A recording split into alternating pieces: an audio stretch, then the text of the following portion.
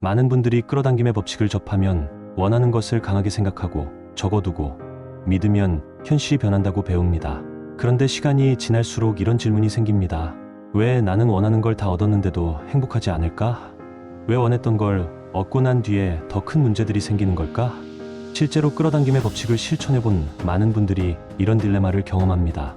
분명히 원하던 것들을 얻었는데 왠지 모를 공허함이나 새로운 문제들이 찾아오는 경험 말입니다. 오늘 제가 드리고 싶은 핵심 메시지는 이것입니다. 끌어당김의 법칙의 정수는 바로 내맡김입니다. 단순히 소원을 외치고 적고 잊어버리는 게 아니라 불교의 지혜와 융의 심리학이 만나서 가르쳐주는 내맡김의 원리를 이해해야만 삶이 진짜로 변하기 시작합니다. 많은 사람들이 끌어당김을 강하게 원하는 것 두루만 이해하지만 실제로는 그 반대입니다.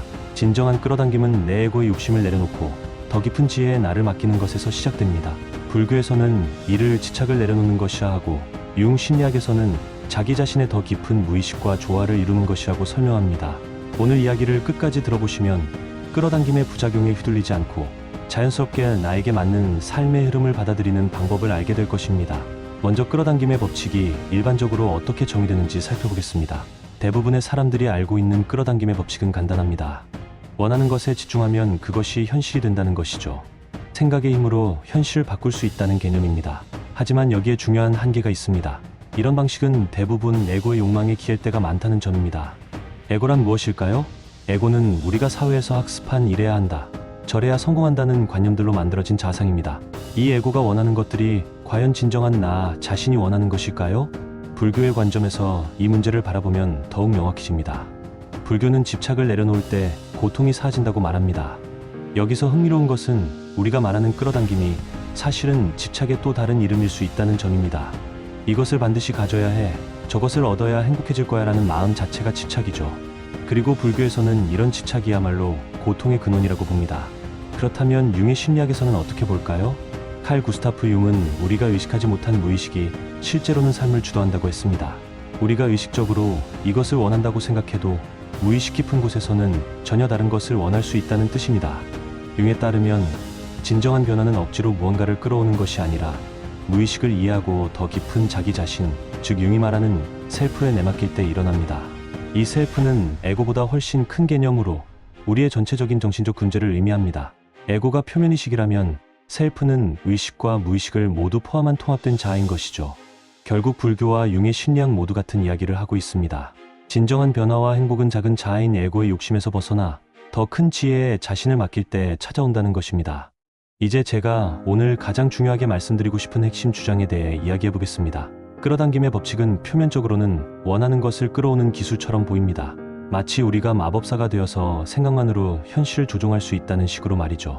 하지만 그 진정한 정수는 전혀 다른 곳에 있습니다. 바로 내맡김입니다. 여기서 말하는 내맡김이란 무엇일까요? 이것은 단순한 포기나 체념이 아닙니다. 오히려 그 정반대입니다. 내가 머리로 계산하고 조율하려고 애쓰는 것이 아니라 에고의 작은 소리를 넘어서 영혼과 진정한 자기가 원하는 방향에 나를 맡기는 것입니다. 생각해보세요. 우리가 평소에 이것을 원한다, 저것이 필요하다고 생각할 때 그 목소리는 정말 누구의 목소리일까요? 대부분은 사회에서 학습한 기준, 다른 사람들의 시선, 혹은 두려움에서 나온 에고의 목소리입니다. 하지만 우리 안에는 더 깊은 지혜가 있습니다. 융이 말한 self, 그리고 불교에서 말하는 본래의 마음, 영혼의 목소리가 있습니다. 진정한 끌어당김은 이 깊은 지혜를 신뢰하고 내 작은 계획과 욕심을 내려놓고 그 흐름에 나를 맡기는 것입니다. 이것이야말로 끌어당김의 법칙이 진정으로 가리키고 있는 비밀입니다. 끌어당기는 것이 아니라 내맡기는 것, 잡으려 하는 것이 아니라 놓아주는 것에서 진짜 마법이 일어납니다. 이제 왜 내맡김이 진정한 끌어당김인지 네 가지 논리적 근거를 통해 자세히 살펴보겠습니다. 첫 번째 근거, 에고와 영혼의 불일치. 우리 안에는 두 가지 다른 목소리가 있습니다. 하나는 에고의 목소리이고 다른 하나는 영혼의 목소리입니다. 에고는 사회에서 학습된 관념에 따라 원하는 것을 고릅니다. 돈이 많아야 행복하다, 좋은 직장에 다녀야 인정받는다, 결혼해야 완전한 사람이다 같은 외부에서 배운 기준들 말이죠. 하지만 영혼은 전혀 다른 것을 원할 수 있습니다. 진정한 자유, 내면의 평화, 창조적 표현, 또는 단순한 사랑 같은 것들을 더 갈망할 수 있죠. 불교에서는 이것을 명확하게 설명합니다. 쾌락만을 좇다 보면 결국 고통으로 이어진다고 했죠. 왜 그럴까요?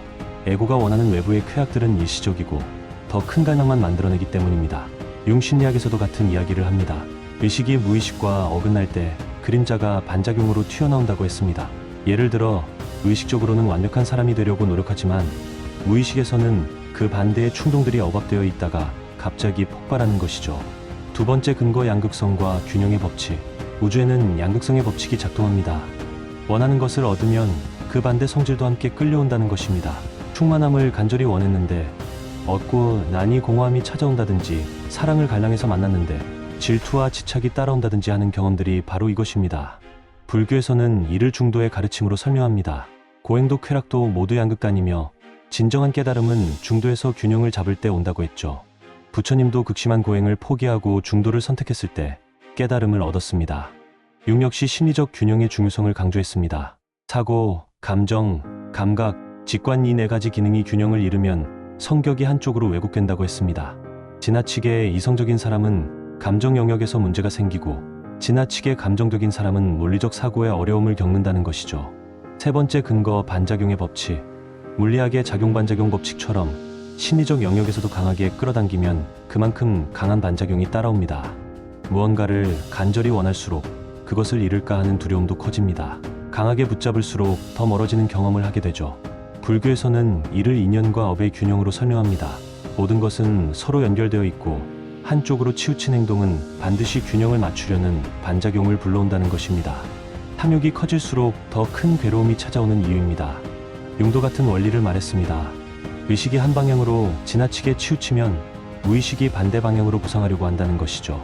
지나치게 완벽주의적인 사람의 무의식에 파괴적 충동이 쌓이거나 지나치게 착한 사람에게서 갑작스런 분노가 터져나오는 것들이 모두 이런 보상작용의 결과입니다. 네 번째 근거, 잠재의식의 특성. 마지막으로 가장 실용적인 근거입니다. 잠재의식은 현재 시제만 인식한다는 특성이 있습니다. 나는 돈이 갖고 싶다라고 말하면 잠재의식은 갖고 싶은 상태, 즉 결핍된 현재만 계속 창조합니다. 원하는 상태를 현실로 받아들이고 그것을 계속 유지하려고 하는 것이죠.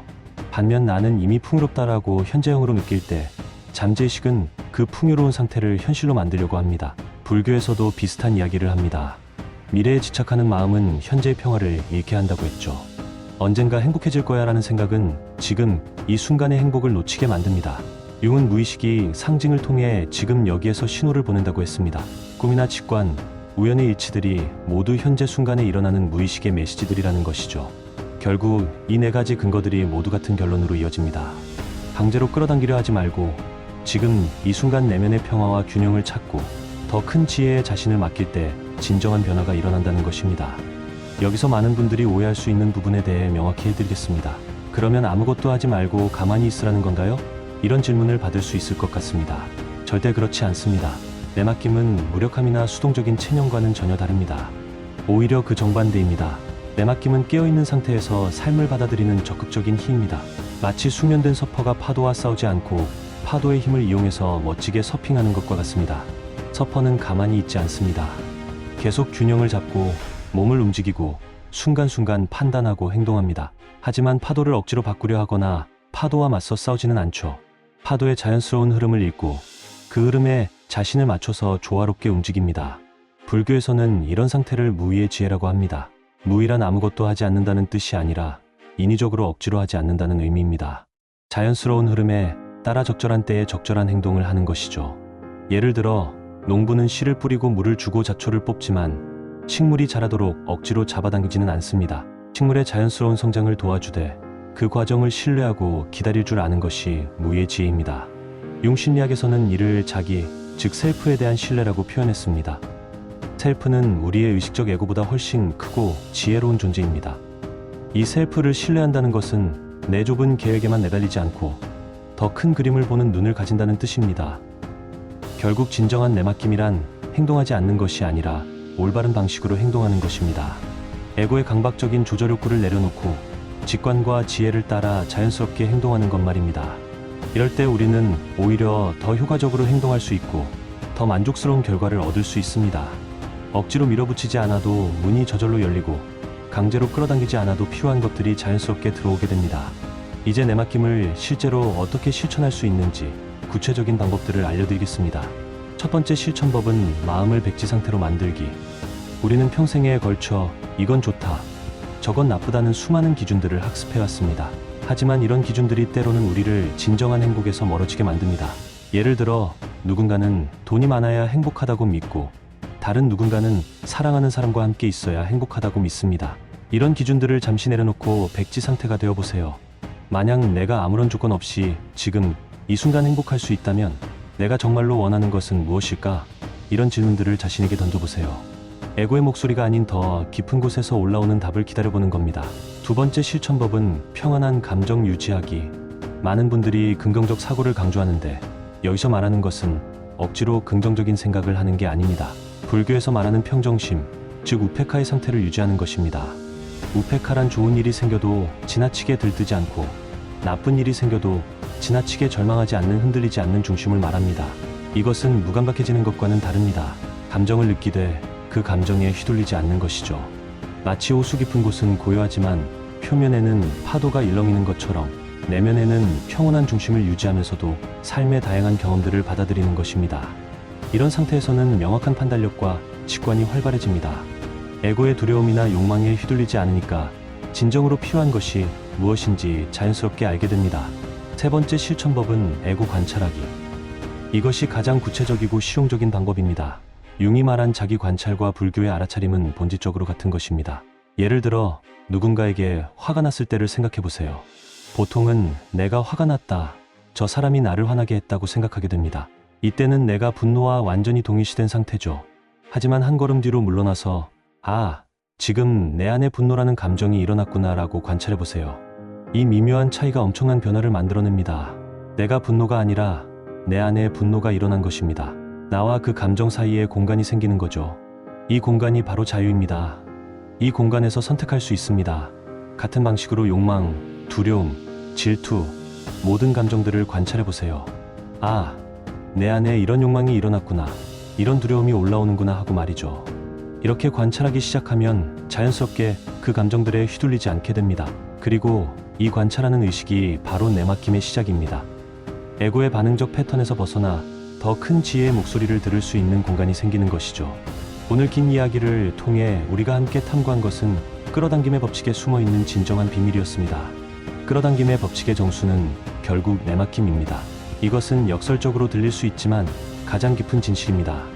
내가 애써 잡으려 하지 않아도, 강제로 끌어오려 하지 않아도 영혼과 자기의 내맡기면 삶은 저절로 가장 나답게 흘러갑니다. 이것이 바로 불교가 2500년 전부터 가르쳐온 지혜이고 융이 현대 심리학으로 증명한 원리입니다.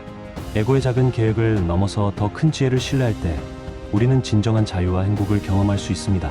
많은 분들이 끌어당김의 법칙을 실천하면서 겪는 실망과 부작용들, 원하는 것을 얻었는데도 공허함을 느끼거나 더 큰 문제들이 생기거나 끝없는 욕망의 굴레에 빠지는 경험들, 이 모든 것들이 사실은 우리를 더 깊은 차원으로 안내하는 신호였던 것입니다.